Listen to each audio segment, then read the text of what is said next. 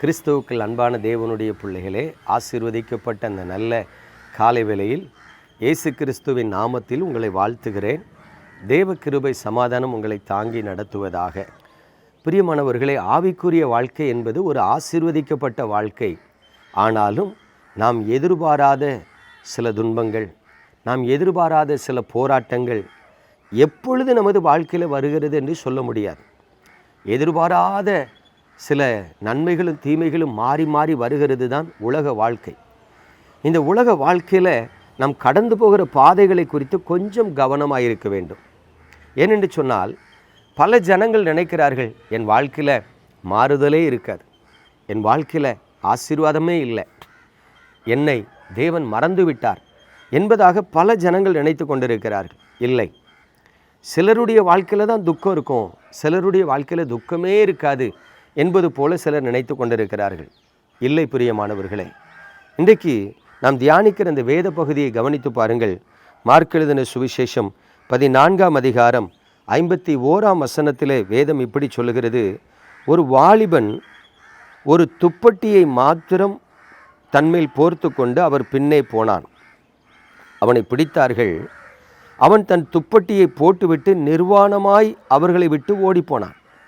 நல்ல கவனிங்க, இயேசு கிறிஸ்து கொல்கதா மலையிலே சிலுவையிலே அடிக்கப்பட்டு அவர் மரிப்பதற்கு முன்பதாக நடந்த இந்த சம்பவத்தை பார்க்கிறோம். அவர் கெத்செமனே தோட்டத்தில் ஜெபித்து கொண்டிருக்கிறார். அவரோடு கூட அவருடைய சீசர்கள் இருக்கிறார்கள். அங்கே நடக்கிற அந்த சம்பவத்தை பார்க்குறோம். இயேசு கிறிஸ்துவை பிடிப்பதற்கு போர் சேவகர்கள் வருகிறார்கள். இயேசு கிறிஸ்துவை பிடிப்பதற்கு போர் சேவகர்கள் வரும்பொழுது அங்கே நடக்கிற அந்த சம்பவத்தை கவனித்து பாருங்கள். அவரை பிடிக்கிறாங்க, அவர் கூட இருக்கிறவங்களையும் பிடிக்கணும்னு நினைக்கிறாங்க. இயேசு கிறிஸ்து சொன்ன வார்த்தை நிறைவேறுகிறது. என் நிமித்தம் இந்த ராத்திரியிலே நீங்கள் எல்லாரும் என்ன பண்ணுவீங்க? என்னை விட்டு ஓடி போவீர்கள். பாருங்கள், ஒரு வாலிபன் அவன் மேலே ஒரு துப்பட்டா மாதிரி ஒரு சால்வையை தான் போட்டுட்டு வந்திருப்பான் போல இருக்குது. அந்த காலத்தில் பேண்ட்டு ஷர்ட்லாம் கிடையாது, பனியன் ஜட்டியும் கிடையாது. இயேசு கிறிஸ்து வாழ்ந்த காலத்தில் மேல் சீலை கீழ் சீலை 2 ட்ரெஸ் தான் போட்டுருக்காங்க. பாருங்கள், இவன் ஒரு துப்பட்டியை போட்டு கொண்டு வந்திருக்கிறான். அவனை பிடிச்சா அவன் கையில் இருக்கிற துப்பட்டியை விட்டுட்டு நிர்வாணமாய் ஓடி போய்விட்டான் என்று வேதம் சொல்லுகிறது. கவனித்து பாருங்கள், எத்தனை ஒரு வேதனையான காரியம். இந்த இடத்துல அவன் நிர்வாணியாக ஓடி போயிட்டான்னு சொல்லியிருக்கு. அவன்கிட்ட வேறு ட்ரெஸ்ஸு கிடையாது, அந்த நாட்களில் வேறு கடத்தெரு கிடையாது. அவன் திரும்ப தன் வீட்டுக்கு போகணுன்னாலும் ஊருக்குள்ளே போகணுன்னாலும் எப்படி போக முடியும்? யார்கிட்ட ட்ரெஸ்ஸை வாங்கி போட முடியும்? யாராவது ஒருவர்கிட்ட போய் எனக்கு ட்ரெஸ் தாங்கன்னு கேட்டாலும் அவரை பார்க்கும் பொழுது அவன் நிர்வாணமாக தானே நிற்கணும். எத்தனை அசிங்கம் யோசித்து பாருங்கள். எவ்வளவு வெட்கப்பட்டிருப்பான்னு யோசித்து பாருங்கள். ஊருக்குள்ளே வருகிறதுக்கு எவ்வளவு வெட்கப்பட்டிருப்பான். ஒரு மனிதனை பார்க்கறதுக்கு எவ்வளோ வெட்கப்பட்டிருப்பான். அந்த சிச்சுவேஷனை வேதம் நமக்கு சொல்லலை. ஆனால் இயேசுவை நேசித்து இயேசுவை பின்பற்றின ஒரு மனிதனுடைய வாழ்க்கையில் அவன் நிர்வாணமாய் ஓடி போகக்கூடிய ஒரு சூழ்நிலை வந்தது.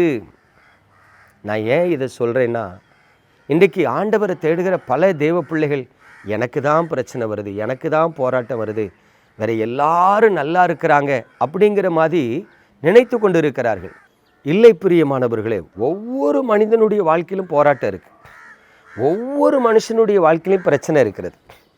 ஒரு விசை ஜெபிப்பதற்காக பெங்களூர் பட்டணத்தில் ஒரு குடும்பத்தார் என்னை அழைத்திருந்தார்கள். மிகப்பெரிய கோடீஸ்வரர்கள். கிட்டத்தட்ட 3 ஏக்கர் நிலப்பரவில் அவங்களுடைய கம்பெனி இருக்கிறது. அவங்க கம்பெனிக்கு என்னைய அந்த தகப்பனார் கூட்டி சென்றார். கிட்டத்தட்ட 250 பேர் அந்த கம்பெனியில் வேலை பார்க்குறாங்க. அவர் அந்த கம்பெனிக்குள்ளே போகும்போது ஒரு ராஜா மாதிரி போனார். எல்லாரும் அவரை பார்த்தோன்னு அப்படி பவ்யமாக வணங்கி விஷ் பண்ணி அப்படி ஒதுங்கி போகிறத நான் பார்த்தேன். அவர் கம்பெனியில் போய் ஜோம் பண்ணிட்டு அவர் வீட்டுக்கு போகும்போது அவருடைய மனைவி, ஸ்தோத்திரம் தம்பி, நல்லா இருக்கீங்களா அப்படின்னு சொன்னாங்க. அந்த தாயாருக்கு சொந்த ஊர் மதுரை. அவங்க வீட்டில் உட்காந்து பேசும்போது அவங்க சொல்கிறாங்க, நாங்கள் இன்ஜினியரிங் படிச்சுட்டு தான் அந்த கம்பெனியை ஆரம்பித்தோம். படிப்படியாக ஸ்டெப் பை ஸ்டெப்பாக ஆண்டவர் ஆசீர்வதிச்சுட்டு வந்தார். நாங்கள் எதிர்பார்க்கவே இல்லை. இன்றைக்கி எங்களை நல்ல நிலைமையில் கர்த்தர் வச்சுருக்கிறார். பெங்களூர் பட்டணத்தில் மிகப்பெரிய ஒரு பங்களா, சொந்த வீடு, சொந்த கம்பெனி, கிட்டத்தட்ட 250 பேர் வேலை பார்க்கக்கூடிய ஒரு ஆஃபீஸ். அவங்களுக்கு கீழே அந்த கம்பெனியில் 4 மேனேஜர். யோசித்து பாருங்கள்.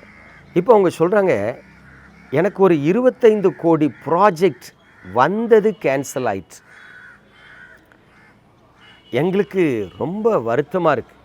அது மட்டும் இல்லை, இவங்க அனுப்பின ஒரு மெட்டீரியல், சவுத் கொரியாவுக்கு அனுப்பின ஒரு மெட்டீரியல் அங்கேருந்து அவங்க ரிஜெக்ட் பண்ணிட்டாங்க. அப்போ அவங்க சொல்கிறாங்க, நாங்கள் அனுப்பின மெட்டீரியல் அவன் ரிஜெக்ட் பண்ணிட்டான். அது கிட்டத்தட்ட ஒரு 1.5 கோடி மதிப்பு இருக்கும். அந்த குடும்பம் அப்படி சோர்ந்து போய் உட்கார்ந்து இருக்கிறத நான் பார்த்தேன். கவனிச்சு பாருங்க, அவரவருக்கு அவரவர் பாடுகள் பிரச்சனைக்குரியது. அப்போ அந்த குடும்பத்துக்கு ஆறுதல் சொல்லி நான் ஜெபித்து வந்தேன். எதுக்காக சொல்கிறேன்னா, கீழே இருந்து பார்க்கும்போது பணக்காரங்களாக இருக்காங்க, அவங்களுக்கெல்லாம் ஒரு பிரச்சனை இல்லை, என்ன சுகமாக வாழ்ந்துட்டு இருக்கிறாங்க. இல்லை, அநேகர் பணக்காரங்களை போல வாழ்ந்துட்டு இருக்கிறாங்க. உண்மையில் பங்களா இருக்கிறது உண்மை, 4 கார் இருக்கிறது உண்மை, 10 வேலைக்காரங்க இருக்கிறது உண்மை. ஆனால் அவங்களுக்கு இருக்கிற கடன் சுமை, அவங்களுக்குள்ள இருக்கிற மன அழுத்தம், அவங்களுக்குள்ள இருக்கிற ஒரு இனம் புரியாத பயம் உங்கள் வாழ்க்கையில் இருக்க. அப்படியானால் தேவனுடைய பிள்ளைகளே, ஒரு சத்தியத்தை நீங்கள் புரிந்து கொள்ளுங்க. கிறிஸ்துவை பின்பற்றுகிற ஒவ்வொருவருக்கும் வேத வசனம் மிக திட்டமாக சொல்லுகிறது, அன்றியும் அவருடைய தீர்மானத்தின்படி அழைக்கப்பட்டவர்களாய் தேவனிடத்தில் அன்பு கூறுகிறவர்களுக்கு சகலமும் நன்மைக்கு ஏதுவாய் நடக்கிறது. அது ஒரு துன்பம் வந்தாலும், துயரம் வந்தாலும், நஷ்டம் வந்தாலும், இழப்பு வந்தாலும் அது நன்மைக்கு ஏதுவாய் நடக்கிறது. அது மட்டும் இல்லை, கிறிஸ்துவின் நாமத்தை பின்பற்றுகிறவர்கள் எல்லாரும் உபத்திரப்படுவார்கள்னு வசனம் சொல்லுது. ஏன்? இயேசு கிறிஸ்து சர்வ வல்லமையுள்ள தேவன் தானே, பிதாவின் ஒரே பேரான குமாரன் தானே, வானத்தையும் பூமியும் உண்டாக்கினவர் தானே, காணப்படுகிறவைகளையும் காணப்படாதவைகளையும் சிருஷ்டித்தவர் தானே. அவர் ஒரு வார்த்தை சொல்ல ஆகும். பிறையே இயேசுவை பின்பற்றுகிறவர்களுக்கு கர்த்தர் இந்த உலகத்தில் உபத்திரவத்தின் பாதையை வைக்கிறார். அது நம்ம கேள்வி கேட்க முடியாது. கேட்டாலும் கர்த்தர் நமக்கு பதில் சொல்ல மாட்டார். ஏன்னா இஸ்ரவேல் ஜனங்களை எகிப்திலிருந்து கானானுக்கு அழைத்து கொண்டு செல்லும் பொழுது வனாந்தரத்தின் பாதையில் அழைச்சிட்டு போனார். யோசிச்சு பாருங்களேன், 400 வருஷம் அடிமைத்தனத்தில் இருந்திருக்கிறான். ஒரு 4 நாள் பிரயாணம், ஆண்டவர் 40 வருஷம் அவனை சுற்றி கூட்டிகிட்டு போகிறார். வனாந்தரத்திலே பாதி பேர் செத்து போனாங்க. அந்த வனாந்தரத்தில் ஏன் நடத்தணும்? ஆண்டவர் தன் பிள்ளைகளை அப்படி கழுகு தன் செட்டைகளை குஞ்சுகள் மீது அசைவாடுகிறது போல அசைவாட்டி கொண்டு போனேன்னு சொல்கிறார். ஒரு தகப்பன் தன் பிள்ளைகளை தோல் மேலே சுமந்தது போல சுமந்துட்டு போனேங்காரு. ஆனால் ப்ராக்டிக்கலாக யோசித்து பாருங்க, வனாந்தரத்தில் நடக்கான், முறுமுறுப்போடு நடக்கான், தண்ணி இல்லாமல் நடக்கான், இறைச்சி இல்லாமல் நடக்கான். அவன் கடந்து போன பாதை அவனுக்குத்தான் துன்பமாக தெரியுது. ஆனால் தேவனுடைய பார்வைக்கு அது நன்மையாக இருக்குது. ஆனால் இஸ்ரவேல் ஜனங்களால் அதை ஏற்றுக்கொள்ள முடியல. இதே போல தான் நமது வாழ்க்கையிலும். ஆகவே பிரியமான தேவனுடைய பிள்ளைகளே, உங்களை கர்த்தர் எப்படி நடத்துகிறாரோ கர்த்தருக்கு ஸ்தோத்திரம். யோபு மாதிரி சொல்லிடுங்க, கர்த்தர் கொடுத்தார், கர்த்தர் எடுத்தார், அவருடைய நாமத்துக்கு ஸ்தோத்திரம்னு சொல்லிடுங்க. உண்மையாக சொல்கிறேன், கைவிடவே மாட்டார். கடைசி வரைக்கும் கூட வந்து நடத்துவார். நீங்கள் வெட்கப்பட்டு போக மாட்டீங்க. நம்ம ஜெபிப்போமா? எங்கள் அன்பின் பரலோக தகப்பனே, பரிசுத்தமான இந்த காலை வேளையில் உமது கிருபையின் கரத்தில் உமது பிள்ளைகளை தருகிறேன், ஆசீர்வதிக்கிறேன். ஆண்டவரே, என்னை திடப்படுத்தும் என்று சொன்னது போல உம்முடைய பிள்ளைகளை திடப்படுத்துங்க.